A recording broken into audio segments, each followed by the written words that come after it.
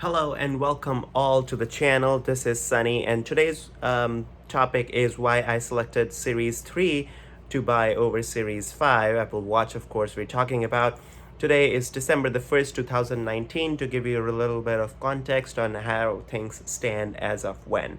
So, the video is about why I made that decision, and at the end, we'll also talk a little bit about why I chose the space gray option. So, let's see. When I was looking at buying between Series 3 and Series 5 came out this year. Most outstanding feature it had was the always on screen, but the price was really high.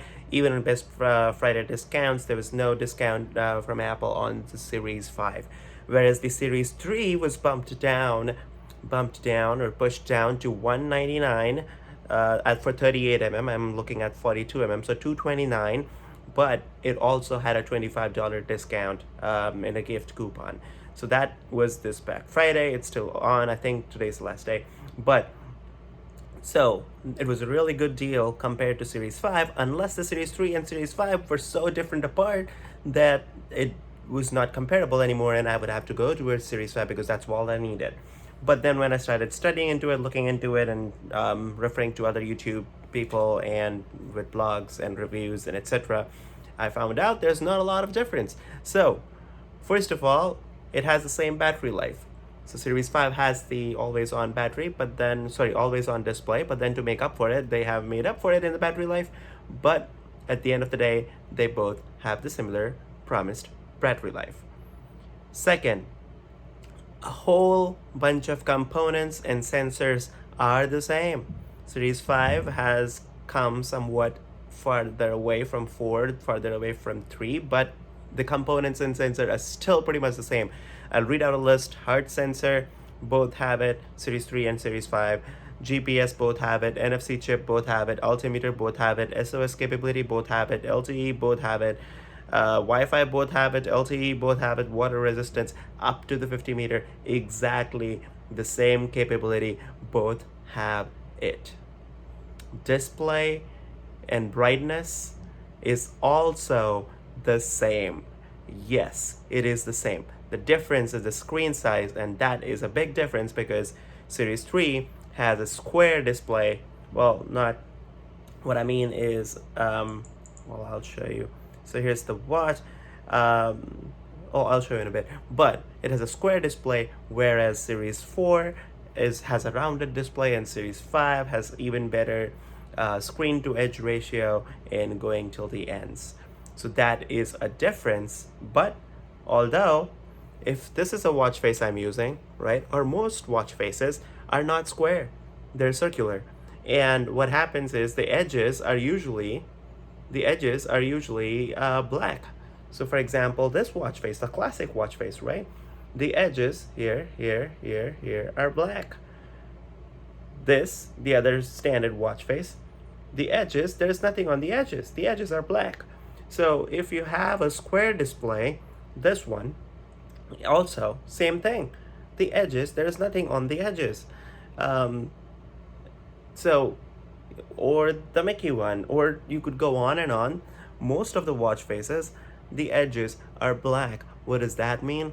If you have a square screen or curved, expanded screen, with curved edges is what I mean. A lot of use cases will not actually make any difference. You wouldn't be able to tell. The only way it would be able to tell are some watch faces that Apple has made very specifically to show off that curved display, or when you're looking at a picture. So for example, you're looking at a picture here, you can clearly tell the bezels are so thick and the screen is square, whereas the shape of the whole watch is curved. Like this is curved, but the edge is square, right? This is curved, but the edge is square. So, but then how often are you looking at pictures at your watch? You have phone probably in front of you. And this comes with Siri. Siri is also not, the smartest assistant. For example, let me say, show me pictures from last Thanksgiving. Well, see, it's showing me pictures from the Google search results, It's not showing me my pictures.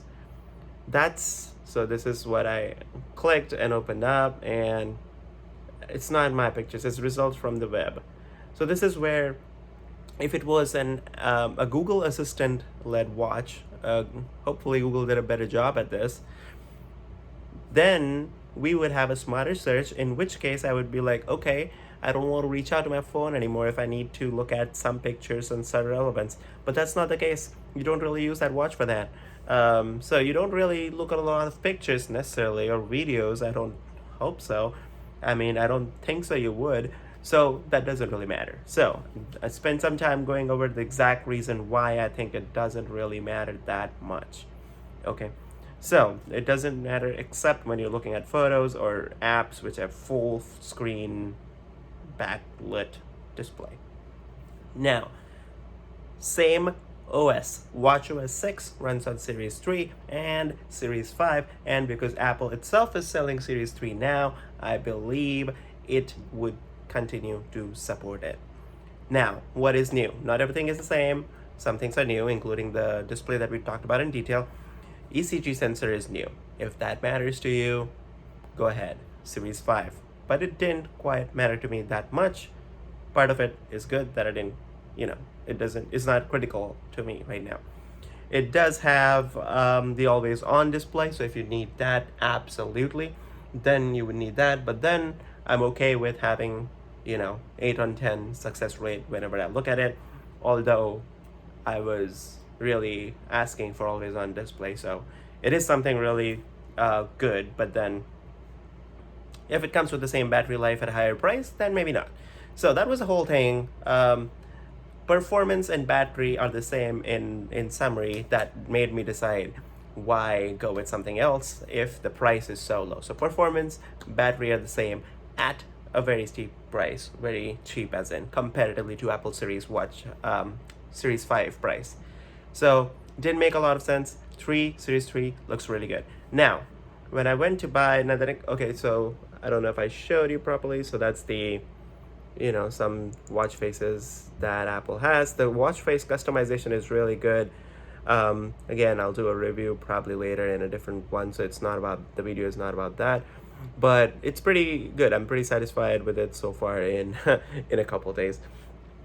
So I bought the black one, the space gray one with the black band. About the colors in Series 3 right now, you cannot customize it.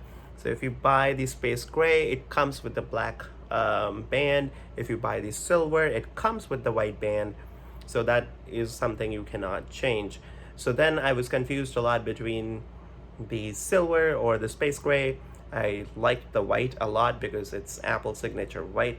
So because of the white band, I was going towards silver, but when at the store, I spent a lot of time between putting the space gray onto different band colors and this and the silver on different band colors, and the black just goes with everything, whereas the silver depends on if you put it on a dark color versus a bright color. It may not go well with both.